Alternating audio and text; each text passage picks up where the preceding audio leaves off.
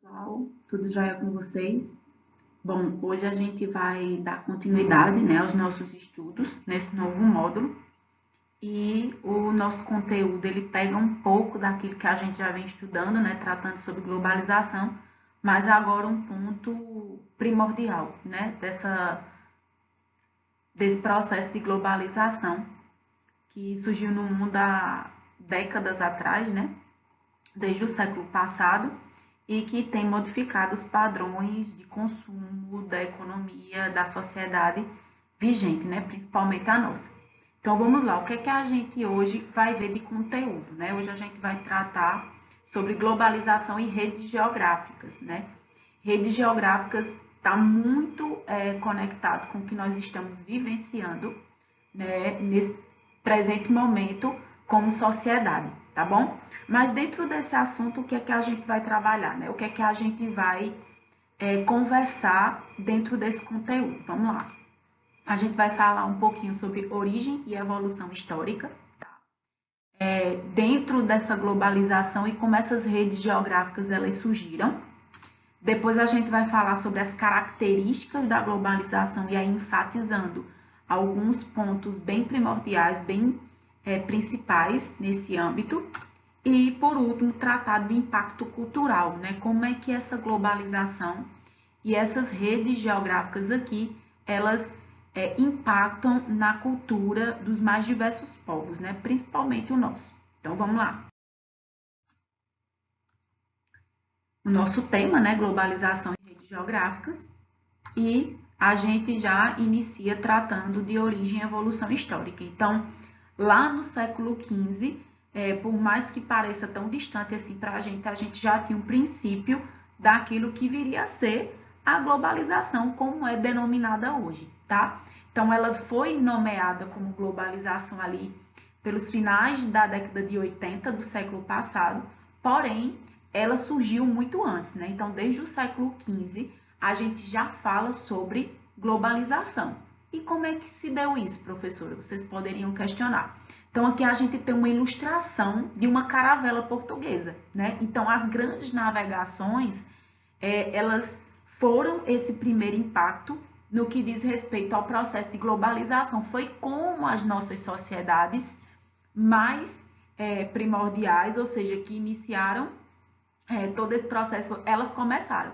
Então, as grandes navegações, através dessa representação de uma caravela, ela nos mostra como a gente iniciou esse período chamado de globalização e como esse processo ele surgiu, tá certo? Então, aqui a gente tem uma ilustração dessa caravela portuguesa, advinda lá do século XV, retirada do livro A Vida do Príncipe Henrique, chamado O Navegador, de Richard Henry Mayor, de 1858. Então, a partir desse período, a gente tem um início desse processo que a gente foi nomear mais tarde como globalização, beleza?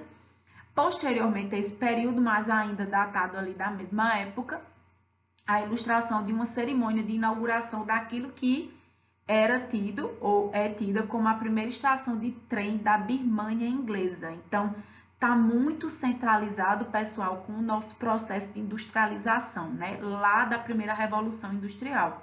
Então, os trens, inicialmente as caravelas, eles se traduzem como esse ponto de globalização que o mundo teve como primórdio. E por quê, professora? Principalmente, pessoal, porque o processo de globalização ele só pode existir porque a gente começou através do fluxo de mercadorias, né, e do fluxo de pessoas a ter novos tipos de subsídios, novos tipos de materiais, novos tipos de matérias-primas, certo? E aí, essas influências que acontecem através da globalização, como, por exemplo, um produto que só tinha na Índia e agora vai ter na Inglaterra, né? Produto que só tinha na Inglaterra e que agora vai ter nos Estados Unidos.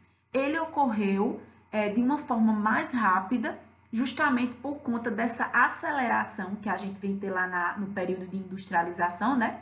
Através da primeira Revolução Industrial, mas que teve o seu início antes, né? Quando a gente está falando sobre as grandes navegações. Então, é um processo, pessoal. A gente começa lá desde as grandes navegações, mas a gente consegue caminhar para além disso quando a gente chega lá já com uma estação de trem, né? Onde o fluxo de mercadorias, as redes geográficas, elas teriam o seu início, né? Então, fluxo de pessoas, fluxo de mercadorias, fluxo de matérias-primas e, por que não, fluxo de tecnologia, né? A tecnologia, obviamente, da época, que ainda era incipiente, não é como nós conhecemos hoje, mas que também ali pode se tratar do seu início, tá ok? Então, vamos lá, seguindo. Continuando com os nossos períodos aí, evolução histórica, a gente já tem aí uma evolução, né? A origem, onde a gente tratou no slide anterior, onde a gente tinha as caravelas com as grandes navegações e posteriormente com os trens, né? Que facilitaram esse deslocamento e posteriormente a isso, uma imagem bem mais recente, né? De 2012, onde a gente vai ter o quê? Um carregamento de contêineres. A gente sabe que ainda hoje a gente utiliza muito as vias marítimas para poder fazer escoamento de produção, para poder fazer escoamento de matéria-prima, né? Então, não só de produto finalizado, mas também de matéria-prima.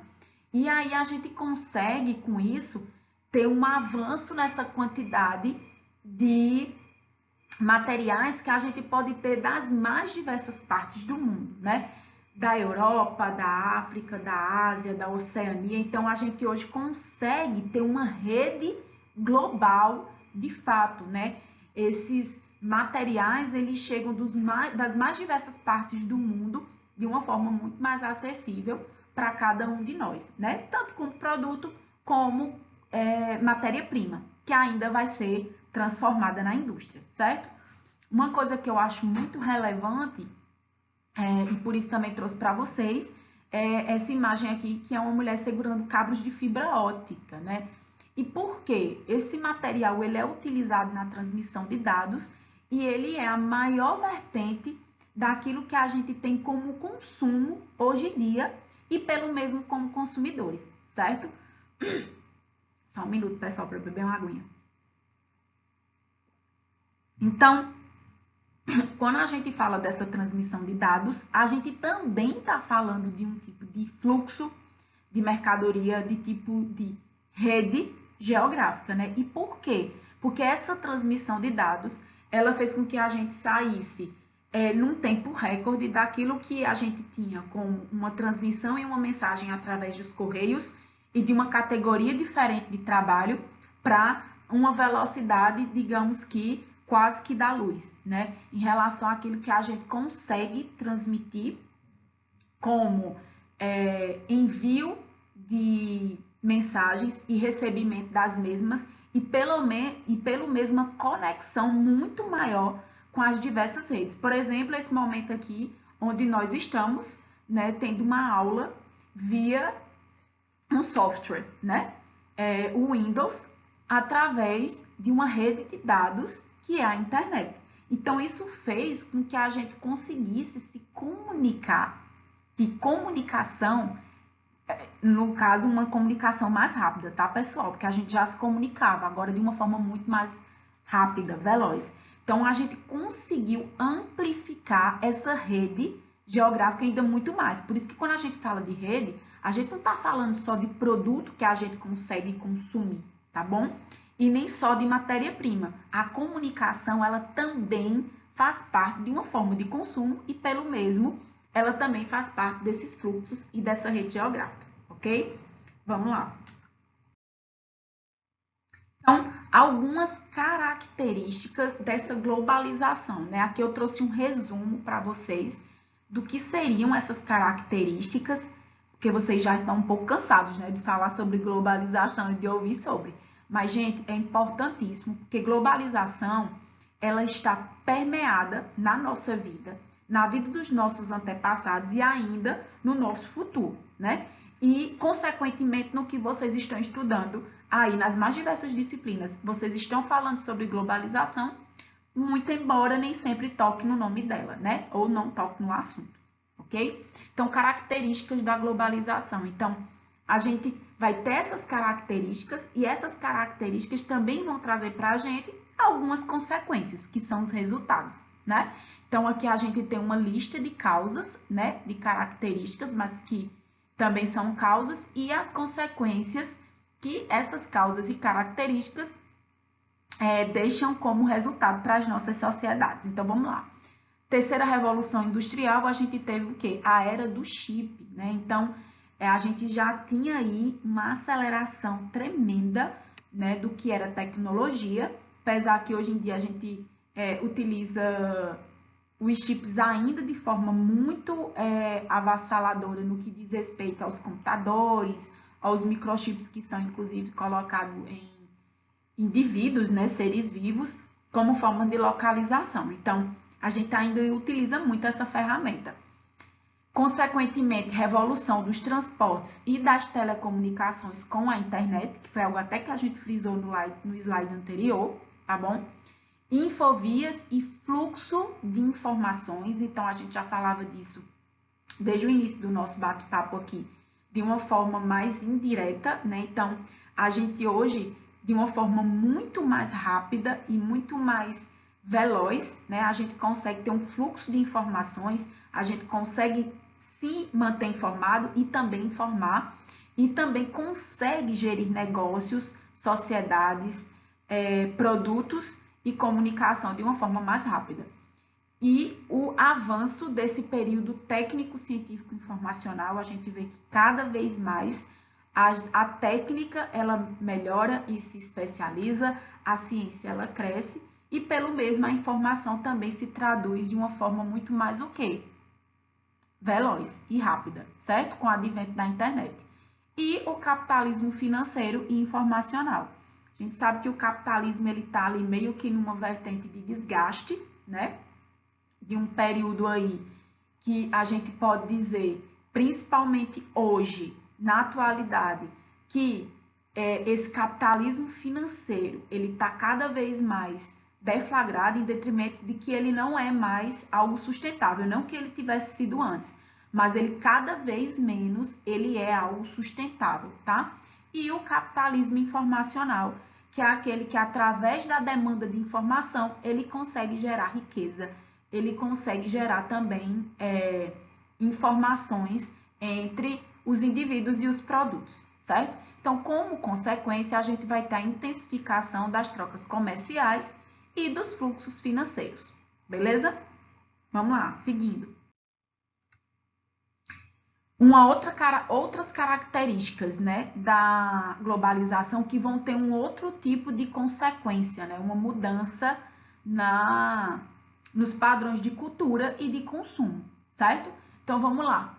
Essa mesma terceira revolução, essa mesma revolução dos transportes e das telecomunicações, esse mesmo fluxo de informações e de infovias, tá? E esse período técnico informacional, técnico-científico informacional, e pelo mesmo capitalismo financeiro e informacional, ele também vai trazer como consequência um padrão na cultura e no consumo. E como é que a gente tem isso?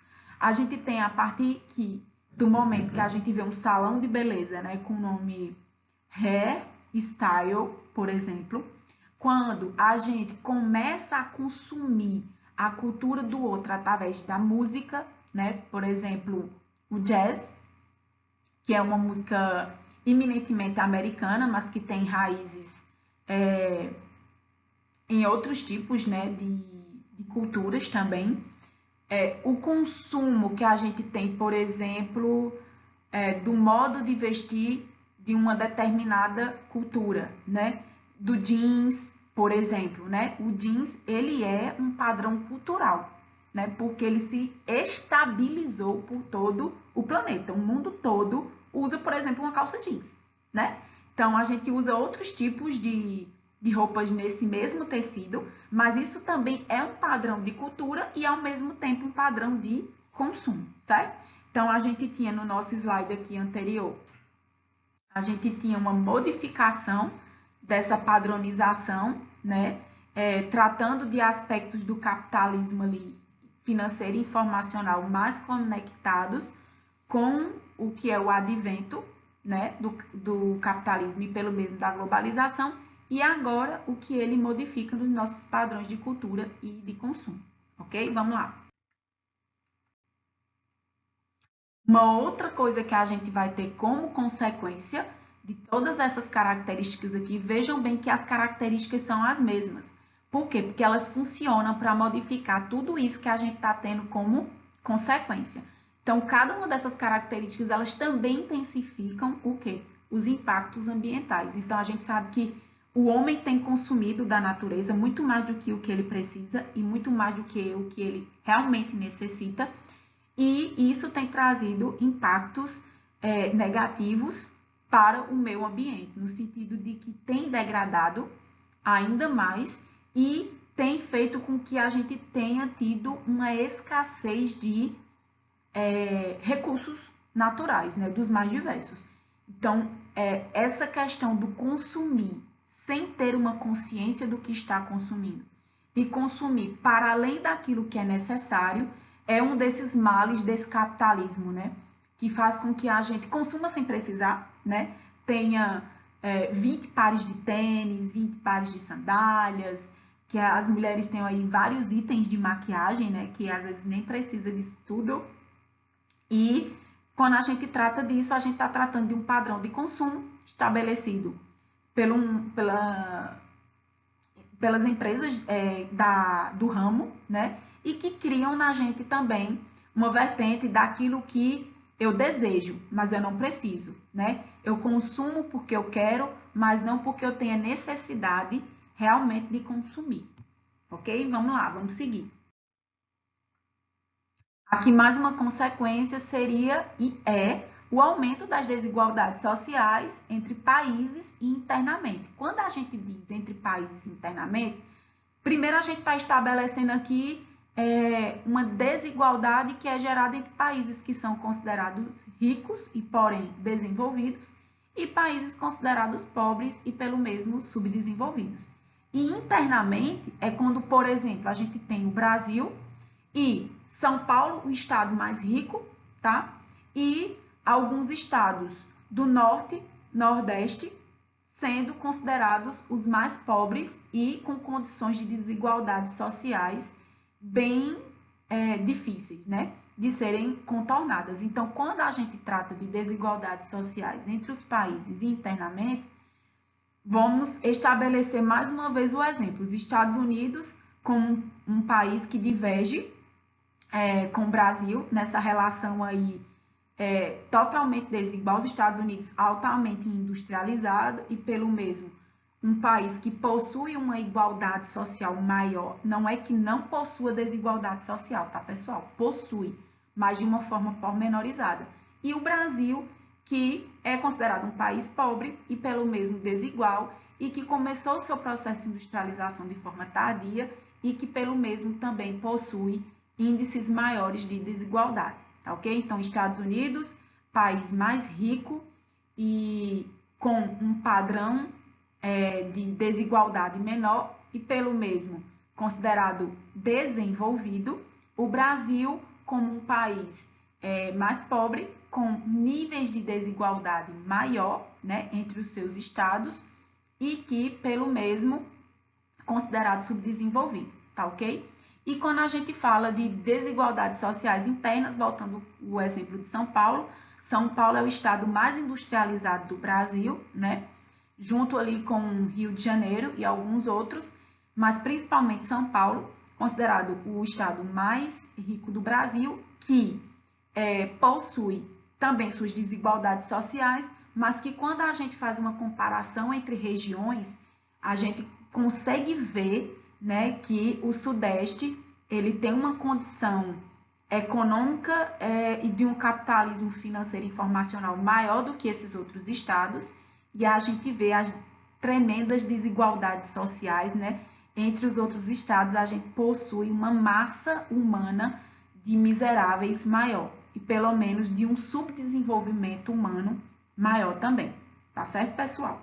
Então, aí está essa diferença quando a gente tem países e entre de uma forma interna no nosso próprio país, entre os seus estados, certo? Vamos lá. Uma outra consequência dessas características elencadas aqui da globalização é o agravamento das tensões e dos conflitos mundiais, né? A gente sabe que os países eles ficam totalmente estremecidos em detrimento desse capitalismo, ou seja, quem tem condição de produzir mais, quem tem condição de comprar mais matéria-prima dos países que são considerados subdesenvolvidos, quem ainda tem matéria-prima, mas principalmente quem consegue gerar riqueza através da tecnologia, né? Então, a gente tem aí tensões também sobre religiões, padrões culturais, então, conflitos que se dão no mundo pelas mais diversas razões, né? Por etnias, religião, por raça, né? Por cor, por diferenças de gênero, né? Então, todas essas características da globalização, elas também causam essas tensões dos mais diversos âmbitos que a gente acabou de elencar e causam conflitos de tensões mundiais mesmo, tá, pessoal?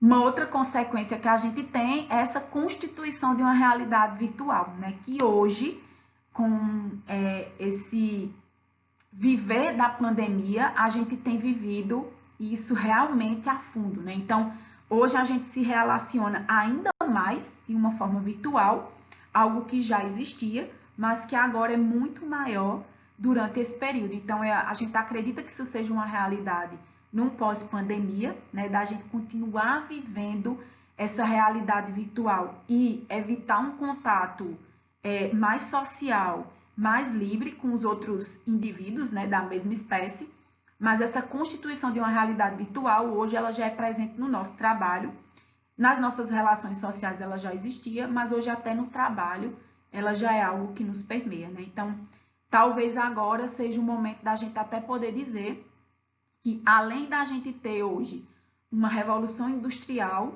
né, acontecendo, uma revolução industrial 4.0, que eu já falava com vocês isso lá desde o primeiro ano, a gente já tem de uma forma balizada a constituição de uma realidade virtual, certo? Aí a gente tem alguns modelos, né, desse impacto cultural que eu citava para vocês antes, né, uma jovem estadunidense usando calça jeans, porque isso aqui é algo que não só nós usamos, né, mas que está permeado entre todos os nossos o quê? Continentes e pelo mesmo a gente vai ter todo mundo utilizando uma calça jeans, por exemplo. Então, o impacto cultural que a globalização ela nos traz, certo? Aqui, ó, na China, né? Então a gente tem nos Estados Unidos, na China também o mesmo padrão, um casal de jovens aqui passeando e também utilizando a calça jeans, o que mostra pra gente que é um padrão cultural geral para o mundo todo, né? Nos mais diversos continentes. Aqui na França, ó, jovens protestando e também a presença da calça jeans mais uma vez. Eu até achei interessante porque aqui a gente trata não só dessa questão do impacto cultural, mas de jovens também pedindo medidas de controle sobre a internet para que se evite o avanço da pirataria, né? A gente sabe que hoje, inclusive, existem lojas online vendendo produtos aí de forma que são considerados produtos piratas, né? Aqui no Egito também o mesmo padrão, né, uma manifestação, mas os indivíduos também usando essa mesma calça jeans, então a gente percebe que em diversos locais do mundo a presença da calça jeans por ter se tornado um item de padrão cultural, né, que homogeneizou diversas culturas, ele está presente nos mais diversos países. E aqui, pessoal, um resuminho daquilo que a gente conversou aqui na nossa aula, certo? Eu acho importante trazer para a gente, né, como uma forma da gente aglutinar as informações recebidas e concatenar melhor as ideias. Então, que a gente tem globalização em redes geográficas, né, como primeiro ponto, a origem, né, dessa globalização e dessas redes geográficas, pontuando como um capitalismo comercial. Lá nesse capitalismo comercial, a gente tem o período das grandes navegações e do capitalismo industrial, através, por exemplo, das estações de trem, como a gente mostrou, os trens que nos ajudaram, né, e colaboraram para o escoamento de matéria-prima e produção. Relacionado a isso, o nosso período de revolução industrial, né, trazendo inovação técnica, transporte e comunicação, né, e constituindo as redes globais, ou seja, revolucionou todos os nossos padrões, né, e que está conectado diretamente às redes geográficas, que é tudo aquilo que a gente conversou no início até então. Essa revolução industrial que nos trouxe novos ramos de conhecimento, como a informática e a microeletrônica, e, consequentemente, outras áreas de estudo, né, como a bioengenharia e a robótica, que são extremamente utilizadas hoje no nosso dia a dia. Então, pessoal, é isso. A gente aqui finaliza esse resumo, tá? Com esse resumo, a nossa aula sobre globalização e redes geográficas. Qualquer dúvida que tiverem, vocês me contactam lá pelo Moodle, certo? No nosso fórum geral, com algumas dúvidas, caso tenham, ou através do e-mail. E a gente se encontra na próxima semana com o nosso Google Meet. Abraço, beijão!